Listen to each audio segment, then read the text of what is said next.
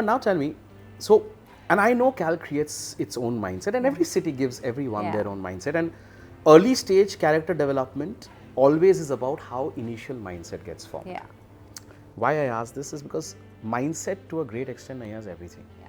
In our journeys of what we have built, created and maybe survived, if I may say, I think mindset was one of the key essences of doing it, and to my interpretation, mindset is one of the key ingredients of also what I call the lifeboat. But here you were growing up and you chose law, similar to what I did. Difference being that I decided to become an entrepreneur within the essence of law, but you, after going to perhaps what would be the most hallowed institution during our times, and I still remember it because those were the places I couldn't qualify there, right? Because I wasn't bright enough as you maybe, and therefore I couldn't get. I need to tell you some context to that, by the way. So tell me how law and why law? No, so let me sort of please demystify some, like I debunk rather these myths that you talk about being bright. So I mentioned, right, and I kind of emphasized I was a very rebellious child. And what that basically translated to, I hated studying. I hated studying, right? I love things like debates and elocution and drama and quizzing and sports and everything, but I hated studying. I could not handle it. So much so that in my class 12th exam, ISC, you know, which is like the big thing, I just refused to go for my accounts exam. I locked myself up in my room and said, I'm not going. My parents actually had to call a locksmith to try and open the door, and then I locked myself in the bathroom. So it was like, oh, I didn't go for my exam.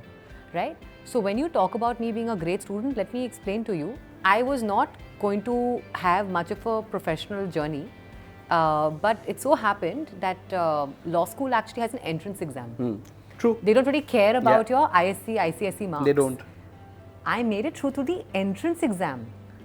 Right. Which and also is a very minuscule percentage. That is true. So like I didn't, right? I was on the wait list. And that's okay. But what I'm trying to explain is not because of my marks I made it. It was because, you know, maybe I got lucky, but it was something that I knew how to crack that paper. Right? So I made it. And that's how law school actually happened. In fact, like if you ask my mother even today, she'll be like, I do not know. Like she was like, iski to shaadi karni padegi and usko mane kuch aur hi karna padega. Iska koi future hi nahi hai. So I think my mother is the most surprised of the lot as to my journey since then. So, but to cut a long story short, law school was actually a very formative experience for me. So I chose law school, of course, because the admission process was not looking at my ISC marks and my ICSE marks. But I think what I learned in law school was, you know, tab tak in Lamatnia and generally in school, right, you grew up with a lot of unconditional love and a lot of like, these relationships are very deep. Right? And binary. And binary. Non-agenda oriented. Beautifully said, binary, right?